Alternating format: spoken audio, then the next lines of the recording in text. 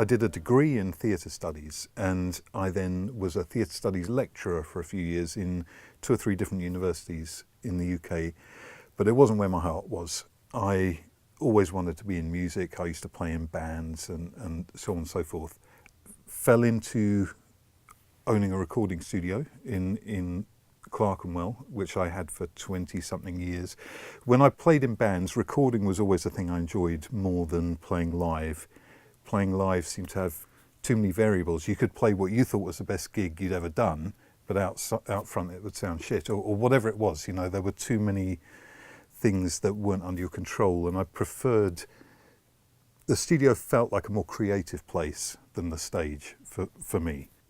I'm not brilliant at technology, I don't think. I suppose I use it all day long, you know, studio technology and all the rest of it. So I'm very good at that stuff, but I don't feel like a technician in a way. They're just tools to help you get the finished product, and the finished product is kind of what I'm about, really.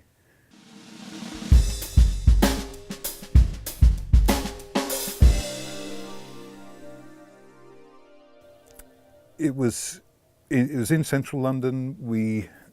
It had its ups and downs, as all commercial studios did. I used it as a basis for my own production work and also as a commercial studio for stuff coming in.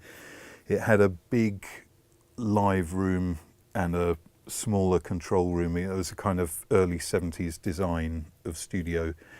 It had a lot of history when we took it over. There'd been all sorts of things that had gone on in there before us. Most of the British reggae seemed to have happened down there, and also lots of indie stuff, and Billy Bragg and Bjork, and you know, all sorts of things. Towards the end, the business probably tapered off a bit, as I think it did for a lot of studios in the early 2000s or mid 2000s. And I think it's 2 years ago I left there, 3 years ago maybe. The owners of the building decided to convert it into something posher, and all the riffraff were kicked out, and that was chiefly me.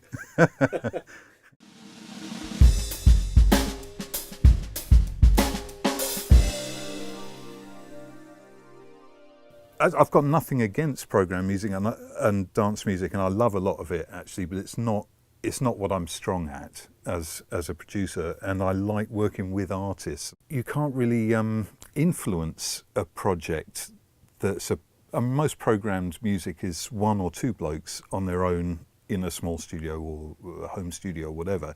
There isn't a lot of scope for an external producer to influence that stuff.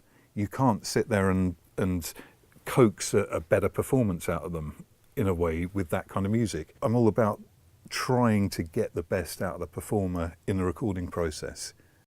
It's about performance, yeah, and it's about an arrangement as well. For me is a big thing, and sound, which is why I'm mad on microphones, partly as more than I am on any other bit of kit in the studio.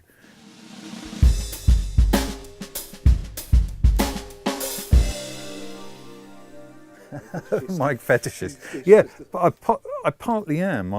I really like good mics. So what have you owned over the years?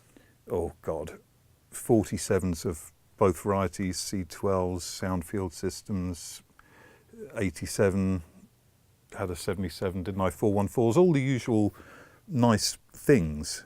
And these have come and gone as I've been flush and skint. You know, you buy something, you flog something, essentially over the years. And when I left the studio, I sold most of my gear.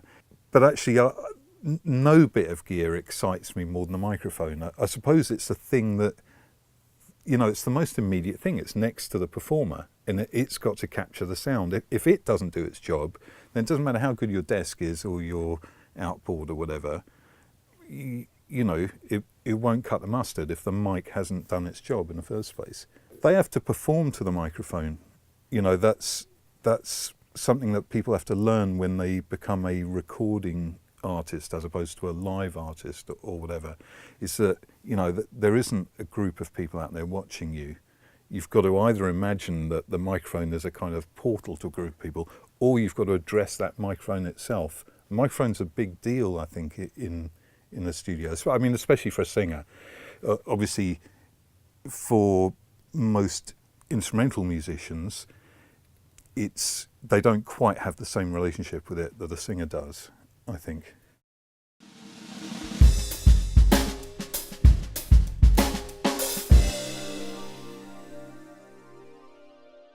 I'd heard of Lauten, but I'd never used one. And Martin at Synthax told me a few months ago that they'd started importing the Lauten mics. I was quite interested at that point. And I wasn't really in the market to be buying mics, but I had in my mind that if there was a really nice mic and I could stretch to it, I would buy something. I was very taken by the FC-387 at that point. I still am, that's a brilliant mic.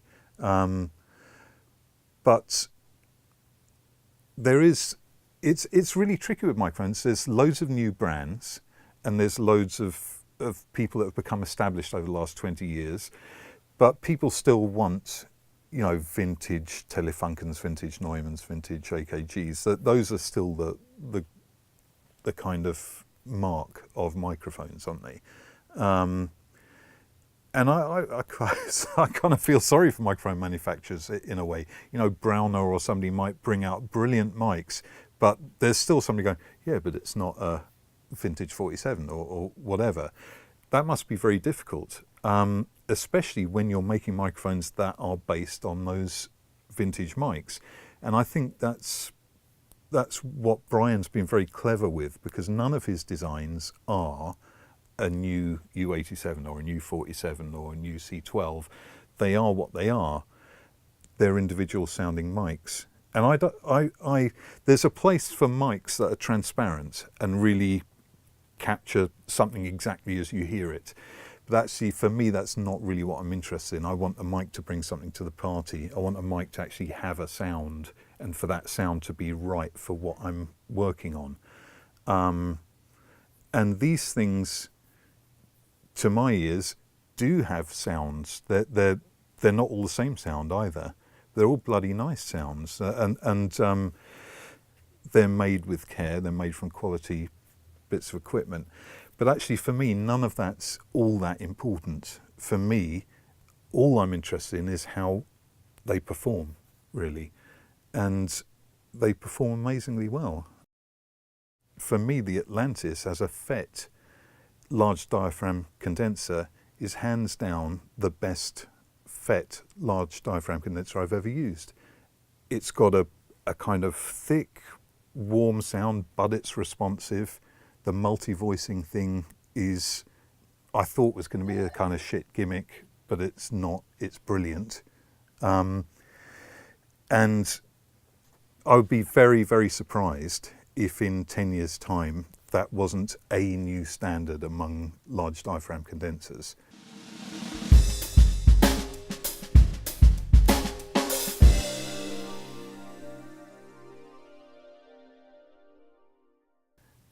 Jason got this mic out. It looked fantastic. It was the Atlantis. He showed me, oh, blimey, that's brilliant.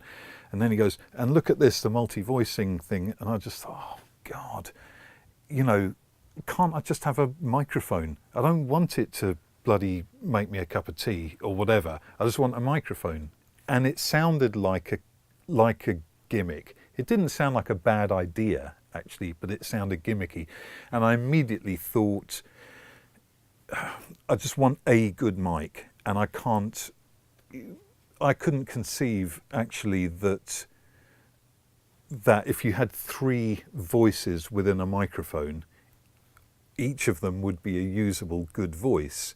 I thought you'd have a quality mic and you'd be cutting that quality in 3 in a way. You know, I was very, very happy to be proved wrong on that. So the first session I took the Atlantis out on,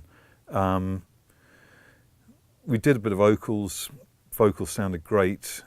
We had a violin player, and I thought, okay, now's my chance. I'm going to put a low pass filter on this for this violin. I'm going to try the gentle voicing on the mic. And, you know, it was brilliant. It was exactly the sound you wanted. And I switched back to the neutral voicing, which I'd been using for the vocals, and it was a little bit scratchy. But it wasn't the mic that was making it scratchy. It was a bit scratchy. Do you know what I mean? So the gentle voicing just tamed that, and it sounded great. And I thought, okay, You know, it's that violin sounds brilliant. It doesn't sound like a violin with a where you've put a tea towel over the mic or something. You know, actually sounded like a different mic in a way, but still a very, very good one. The forward voicing too, for me, I've got less use for the forward voicing on either the Atlantis or the Eden. But if I was recording Taylor Swift or something like that, that's the sound. You know, we often go into a studio or work in a studio and we're recording something and you think, oh, that's great, but it's not quite right. Let's swap mics. I know this sounds simplistic and silly, but you probably don't need to swap mics for this. You probably need to swap voicings.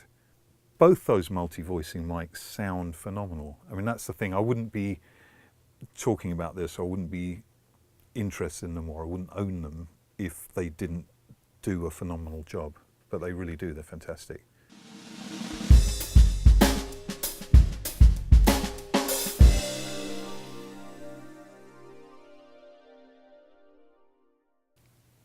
Well, the thing about valve mics, I think, they're a bit more like a bacon sandwich. You know, everyone's got his own way of wanting it. You know, some people want their bacon crispy, some people want it a bit more, so, you know, people want white bread, some people want brown bread. And I think valve mics are a bit more like that than FET mics are, actually. I think that there's more room for taste.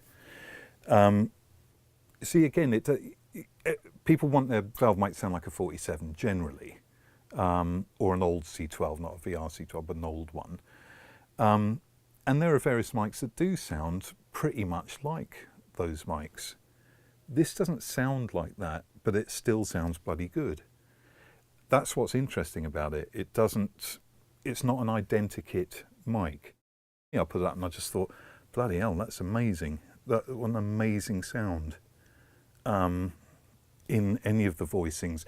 And at first I thought that the gentle voicing was too gentle on the Eden, but actually in a mix it's not. That's the interesting thing.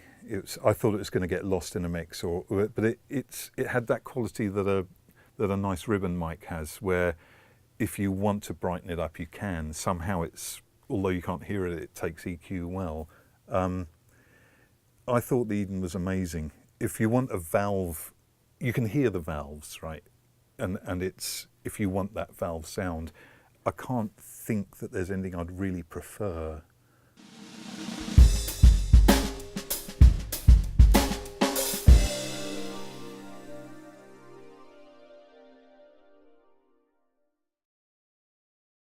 The experience I've had with it, with both those mics actually, is that you put them in front of a singer and they immediately go, ooh, you know, blimey. It makes them excited, even before they hear what it sounds like. And my experience with both those mics is with singers, when they hear themselves singing through them, it puts them up a notch or so.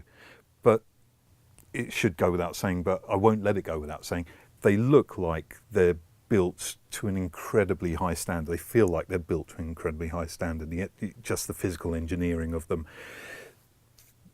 You know, there's nothing about these mics that makes you think, oh God, that bit's going to fall off in a year's time or whatever, or I'm going to have to send that back to the menders at some point. They look like they're going to carry on forever. Which actually, if you're investing a reasonable amount of money into a mic, you want it to carry on forever. I'm really looking forward to getting I'm doing I don't know if you know Los Pacaminos, which is Paul Young's band, which is kind of Tex-Mex roots Americana. I've produced all their albums, and they're working on a new one now. And I'm really looking forward to the vocal sound of the Eden being the vocal sound for that album. So I'm very, very impressed by both those mics. I think they're unbelievable mics, actually.